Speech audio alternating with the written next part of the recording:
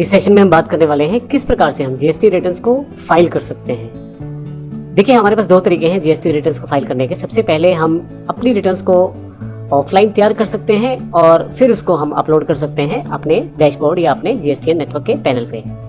इसी तरह से हम अपनी डायरेक्ट रिटर्न्स को सबमिट कर सकते हैं ऑनलाइन पैनल पर ही। तो दो तरीके हैं, ऑफलाइन हम अपनी रिटर्न्स को तैयार कर लें और फिर जो फाइल हमारे पास अवेलेबल हुई है उसे अपलोड कर दें, या जो टूल हमें मिला है उस टूल से हम ये अपलोड कर दें। तो मुख्यतः पहले ऑफलाइन जीएसटी रिटर्न की बात करते हैं।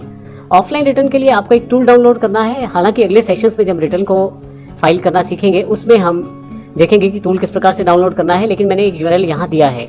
इस यूआरएल पर जाकर आप आसानी से पर्टिकुलर टूल को डाउनलोड कर सकते हैं। एग्जैक्टली हमें एक जिप फाइल मिलेगी, उसमें एक छोटा सा सॉफ्टवेयर है, उसे हमें इंस्टॉल करना है और उस सॉफ्टवेयर के साथ हम अपनी ऑफलाइन रिटर्न तैयार कर सकते हैं। अब यहाँ यदि देखें तो मैं वही टूल आपको दिखा रहा हूँ। मैंने पहले से ही फाइल को अनजिप कर लिया है, कंप्रेस फॉर्मेट में थी, मैंने सारी फाइलें अनकंप्रेस कर ली हैं। अब जीएसटी ऑफलाइन टूल ये आपको जो जीएसटी नेटवर्क की वेबसाइट है gst.gov.in वहीं से मिल जाएगा और आपको डाउनलोड भी वहीं से करना चाहिए, क्योंकि इसमें वे बार बार मॉडिफिकेशन कर रहे हैं। इसके नए नए वर्जन वहाँ पे आपको अवेलेबल होते रहते हैं। तो जो नया वर्जन, सबसे लेटेस्ट वर्जन है, वही कंपैटिबल रहता है जीएसटी की वेबसाइट के साथ जब आप ऑफलाइन टूल से अपनी रिटर्न्स को तैयार करते हैं। तो इस टूल से आप रिटर्न ऑफलाइन अपने सिस्टम पे ही तैयार कर सकते हैं। दूसरा तरीका जो हमारे पास है वो GSTR direct return online file करने से है, जिसमें हमें gst.gov.in पर अपना यूजर नेम पासवर्ड हमें जो मिला हुआ है या जो हमने रजिस्टर करके प्राप्त किया है उससे लॉगिन करके उस पर्टिकुलर डैशबोर्ड, जो जीएसटीआर हमारी रिटर्न्स का जो डैशबोर्ड है, वहीं पे डायरेक्टली अपनी इन्फॉर्मेशन को जो सेल से रिलेटेड है उसको सबमिट कर सकते हैं और वहीं पे अपनी रिटर्न डायरेक्टली फाइल कर सकते हैं। तो इस तरह से दो तरीके हैं आपके पास रिटर्न को ऑनलाइन फाइल करने के लिए। आप www.gst.gov.in पर जाएंगे, यहाँ पे आप लॉगिन करें और डैशबोर्ड आपके पास अवेलेबल हो जाएगा, वहाँ से आप अपनी रिटर्न को फाइल कर लें।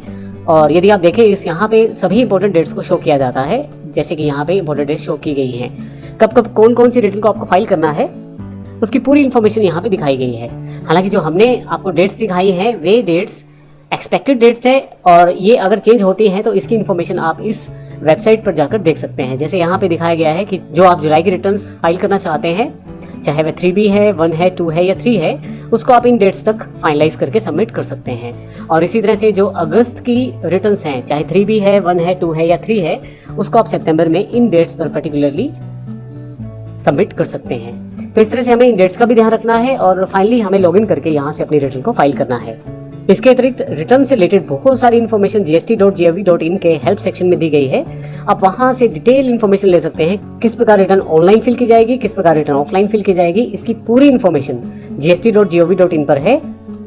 हालांकि अगले आने वाले सेशंस में हम प्रैक्टिकली करके देखेंगे कि किस प्रकार से रिटर्न फाइल की जाती है। तो अल्टीमेटली ये एक ब्रीफ इंट्रोडक्शन है कि हम रिटर्न्स को किस प्रकार से फाइल कर सकते हैं, ताकि हम आने वाले सेशंस में इसको अच्छी तरह से समझ पाएं।